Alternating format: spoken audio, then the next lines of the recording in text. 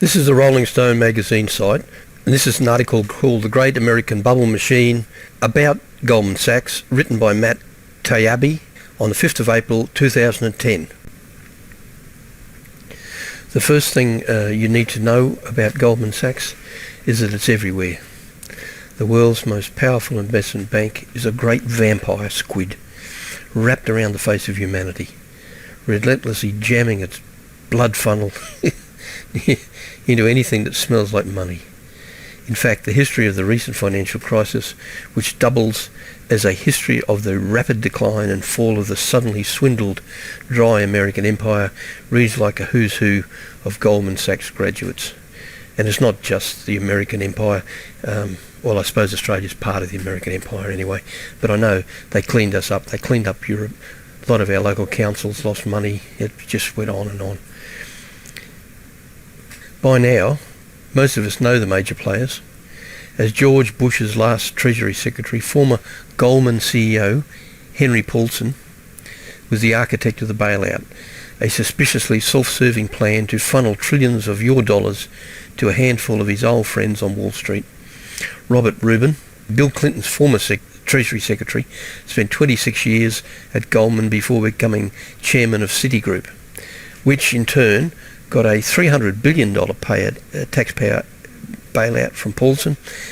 There's John Thain, the arsehole chief of Merrill Lynch, who bought an $87,000 area rug for his office as his company was imploding, a former Goldman banker.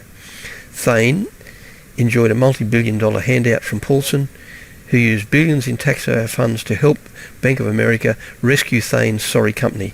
And Robert Steele, the former Goldmanite head of Wachovia, W-A-C-H-O-V-I-A, scored himself and his fellow executives $225 million in golden parachute payments as his bank was self-destructing.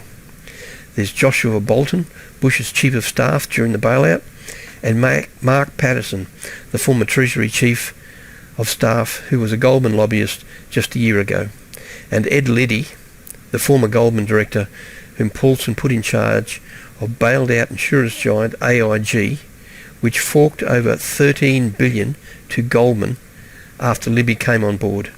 Any attempt to construct a narrative around the former Goldmanites in influential positions quickly becomes an absurd and pointless exercise, like trying to make a list of everything. What you need to know is the big picture. If America is circling the drain, Goldman Sachs has found a way to be that drain. An extremely unfortunate loophole in the system of Western democratic capitalism, which never foresaw that in a society governed passively by free markets and free elections, organised greed always defeats disorganised democracy. I needn't go on. It's a very long article and we just really haven't got time to go through it all. But what I will do is just point out some of the scams that he claims Goldman have been involved in. And the first one was bubble number 1, the Great Depression. Bubble number 2, tech stocks. Bubble number 3, the housing craze. Bubble number 4 is $4 a gallon, about fuel. Bubble number 5 is rigging the bailout. And bubble number 6 is global warming.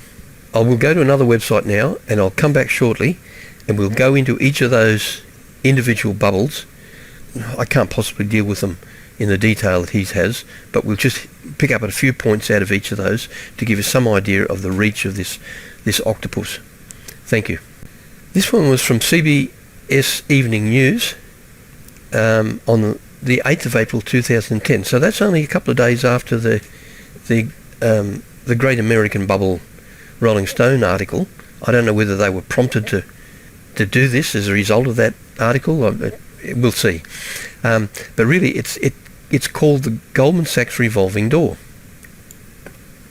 It was written by Paula Reed, an intern at the CBS News Investigative Unit in New York. I wonder if she advanced any further than as an intern as a result of writing this. A CBS News analysis of the revolving door between Goldman and government reveals at least 4 dozen former employees, lobbyists or advisors at the highest reaches of power, both in Washington and around the world. The influence and power of Goldman Sachs. For example, former Treasury Secretary Henry Paulson is a former Goldman CEO.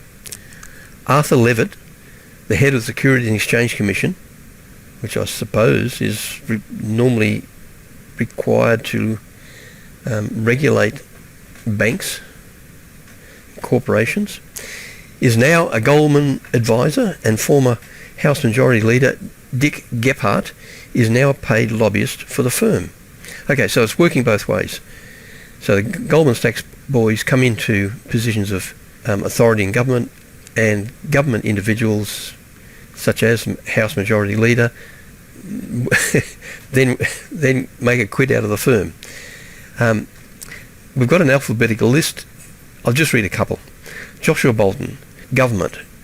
President George W. Bush's Chief of Staff from 2006 to 2009, Director of Office of Management and Budget from 2003 to 2006, White House Deputy Chief of Staff from January the 20th, 2001 to June 2003.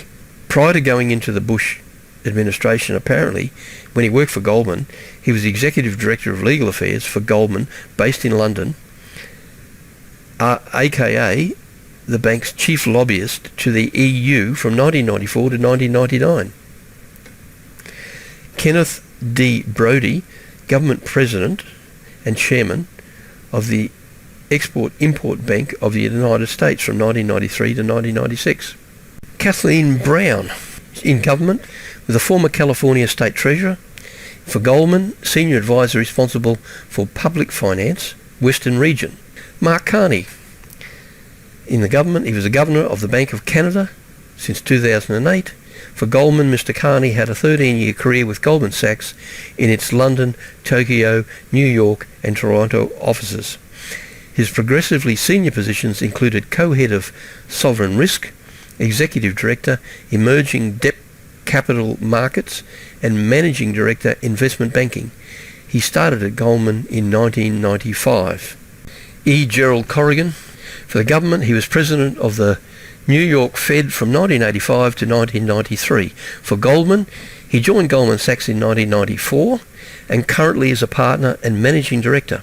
He was also appointed chairman of GS Bank USA, the firm's holding company, in September 2008.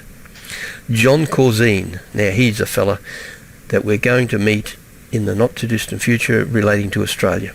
So John Corzine in government was the Governor of New Jersey from 2006 to 2010, US Senator from 2001 to 2006, where he served on the Banking and Budget Committees. For Goldman, he was a former Goldman CEO, and he worked at Goldman from 1975 to 1998. Now, this is an interesting one too. Gavin Davies. Government, he was a former chairman of the BBC from 2001 to 2004. For Goldman, he was a chief economist at Goldman, where he worked from 1986 to 2001. So that'd be lovely, wouldn't it, to get your own chairman on the BBC and control what they pump out. Mario Draghi. Government, head governor of the Bank of Italy since January 2006. For Goldman, he was the Vice Chairman and Managing Director of Goldman Sachs International and a member of the firm-wide Management Committee from 2002 to 2005. And he is also now in charge of the European Central Bank, I believe. As well as him, we have William Dudley. For the government, he was President, Federal Reserve Bank of New York City, 2009 to the present, when this article was printed. And for Goldman, he was a partner and Managing Director, worked at Goldman from 1986 to 2007. Romano Prodi. For the government, he was two-time Prime Minister of Italy. For Goldman, from March 1990 to May 1993, and when not in public office, Mr. Prodi acted as a consultant to Goldman Sachs. Massimo Tononi. For the government, he was the Italian Deputy Treasury Chief from 2006 to 2008. For Goldman, he was a former partner at Goldman Sachs from 2004 to 2006. Malcolm Turnbull. For the government, he was a member of the Australian House of Representatives since 2004. And in addition to this, he's now the Prime Minister of Australia as of November 2015. When he was with Goldman, he was the Chairman and Managing Director, Goldman Sachs Australia, from 1997 to 2001. and partner with Goldman Sachs and Company from 1998 to 2001. Sidney Weinberg. In the government, he served as vice chair for FDR's War Production Board during World War II. Now, wouldn't that be a lucrative little thing to have your finger in that pie? He worked at Goldman from 1907 to 1969, eventually becoming CEO after starting as a $3 a week janitor's assistant. Now, this just goes on and on. I think that's enough to get just where the tentacles go.